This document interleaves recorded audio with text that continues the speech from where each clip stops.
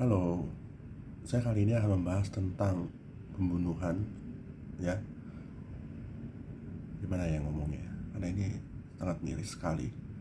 Karena ini memang sudah menjadi harusnya perhatian ya, perhatian pemerintah juga, bahwa pendidikan itu harus sejalan dengan kebahagiaan anak.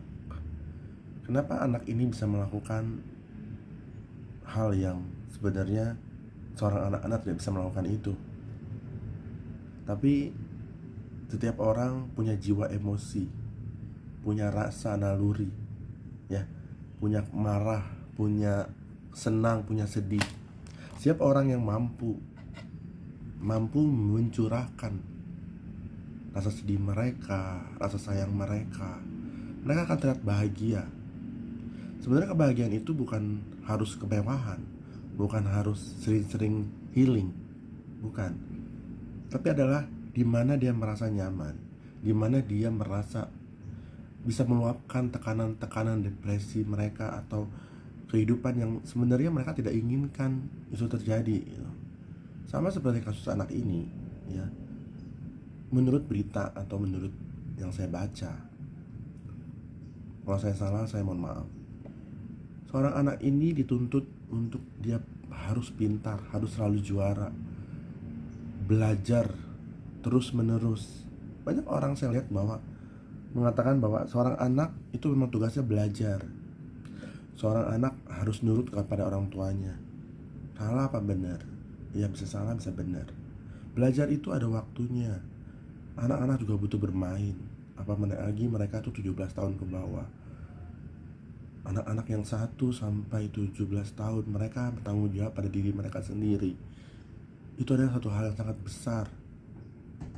Apalagi dia bertanggung jawab untuk masa depannya.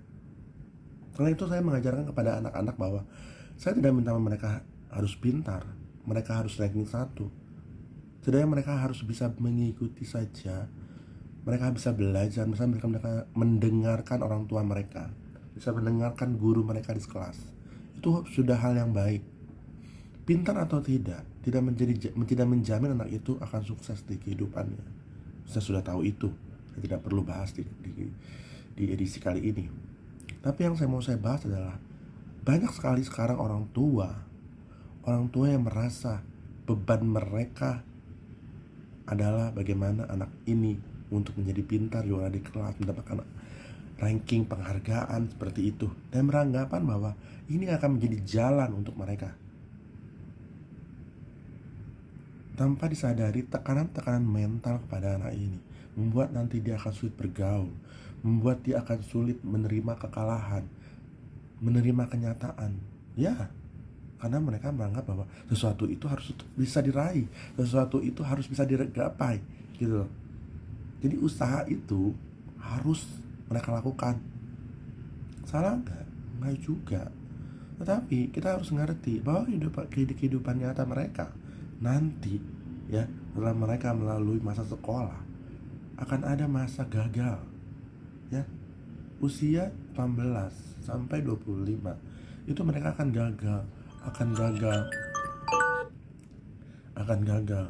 Ada hal yang berhasil, ada, tapi mereka akan gagal. Apa mereka siap? Kalau dari kecil mereka sudah dipaksa, dipush untuk mendapatkan apa yang bahkan tidak dia inginkan, itu orang tua yang inginkan. Inilah kesehatan mental. Saya selalu mengajarkan kepada anak saya adalah bagaimana mereka mendapatkan pendidikan yang layak. Tapi yang paling penting saya tanamkan adalah budi pekerti, akhlak mereka. Bagaimana mereka memperlakukan orang lain, bagaimana mereka harus diperlakukan. Karena hidup itu adalah take and give. Hidup itu adalah kesinambungan.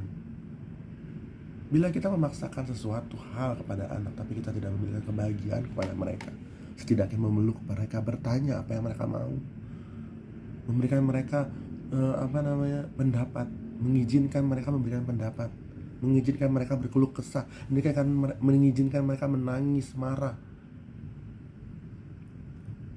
Jadi ayolah orang-orang tua yang di sana, ya, apalagi orang tua milenial yang menganggap bahwa pendidikan itu harus ranking 1, bahwa pendidikan anak-anak itu memang harus pintar, anak mereka harus juara. Bisa bayangin gak sih ya? Bisa bayangkan bahwa ranking 1 itu cuma 1 di kelas, nggak ada ranking 1 tuh 2 orang ya. Orang yang juara itu cuma 1, tapi juara 1, 2, 3, 4 itu 5, 6, 7 itu bisa banyak gitu loh. Maksudnya tuh bisa 30 murid ya 30 juara. Dan jadi masalah nggak? Enggak. Kalau kita memang tidak bisa mencapai satu impian, bukan berarti kita harus membuat anak kita mencapai impian kita yang tertunda. Bukan begitu konsepnya. Sedih loh melihat anak ini akhirnya meluapkan perasaan dia dengan melukai orang-orang yang seharusnya melindungi mereka, seharusnya tempat dia berkeluh kesah, tempat dia mempercayai, tempat dia mengungkapkan semua apa yang dia inginkan, semua apa yang dia pendam. Tapi sekarang kan nggak bisa. Jadi marilah kita menjadikan ini pembelajaran, bukan melihat anak ini benar atau salah, atau orang tuanya yang benar, tapi bagaimana kita menciptakan keluarga yang memang harus saling mengisi, saling memberikan ruang. Seperti judul dia membutuhkan ruang, space untuk dia, space untuk dia bermain, space untuk dia bercerita, space untuk dia nakal.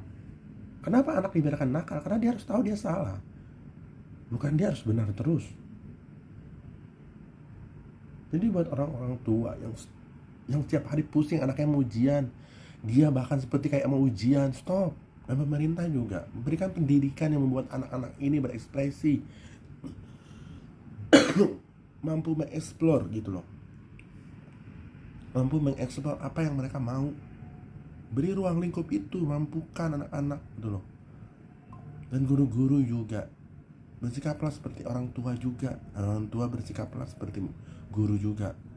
Kita nggak perlu tekankan anak, kita tidak perlu membandingkan anak kita dengan anak yang lain, anak kita dengan orang lain. Setiap orang itu, setiap anak itu mempunyai kelebihannya masing-masing. Seperti saya misalnya anak ketiga, tiap anak saya tuh mempunyai kekurangan dan kelebihannya masing-masing. Dari cara makan mereka aja beda. Ada yang tidak suka basa-basa, ada yang suka gurih, ada yang suka garing, crunchy. Kita nggak bisa samain 3 anak itu walaupun dari darah daging yang sama, gitu loh ya. Apalagi di dalam satu kelas 30 orang itu nggak semuanya tangkapnya sama. Biarkan saja. Tugas kita hanya menuntun mereka menjadi orang yang baik dan benar. Nggak harus pintar. Pintar itu penting nggak? Penting. Tapi bagi yang mampu. Kalau nggak mampu nggak usah dipaksakan. Bagaimana anakmu pintar tapi anakmu adalah orang yang tidak punya ketenangan hidup, terlalu tertekan dalam hidupnya, gitu loh, kasihan. Jadi mental health itu penting dalam hal apapun. Di dunia kerja pun sama. Kenapa banyak orang-orang berselingkuh, kenapa banyak orang putus cerai segala macam? Karena mental health-nya, dia tidak bahagia, tidak menemukan apa yang dia cari. Seandainya dia menemukan apa yang dia cari dalam rumah, lingkungan, itu gak mungkin terjadi. Terlepas dari orang itu siapa dan orang itu mempunyai perilaku apa ya, gitu. Itu semua karena ada sebab dan akibat.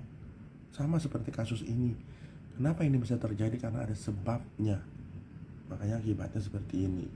Jadi marilah para orang tua yang mau jadi orang tua, jangan terlalu berlebihan dalam didik anak. Jangan terlalu terlalu berlebihan gitu loh ya. Ekspektasinya terlalu tinggi untuk anak, berharap dia lebih pintar dari kita, berharap dia kehidupannya pasti bisa lebih dari kita. Iya benar, itu harapan tidak salah. Tapi nge-push mereka itu yang salah. Karena mental mereka bukan seperti mental kita pada zamannya. Kenapa orang bilang selalu Gen Z itu adalah kaum yang mereka berdasarkan logika, mereka mengerjakan apa yang menurut mereka masuk akal. Mereka butuh istirahat, ya ikuti saja. Cara mendidik yang baik adalah mengikuti zamannya, bukan memaksakan mereka pada zaman kita. Dan memaksakan apa yang mereka mau itu jadi maunya kita, atau maunya kita menjadi maunya mereka. Tidak, tapi adalah sama-sama mengerti apa yang dia mau, apa yang mereka mau, dan dibahas dengan baik.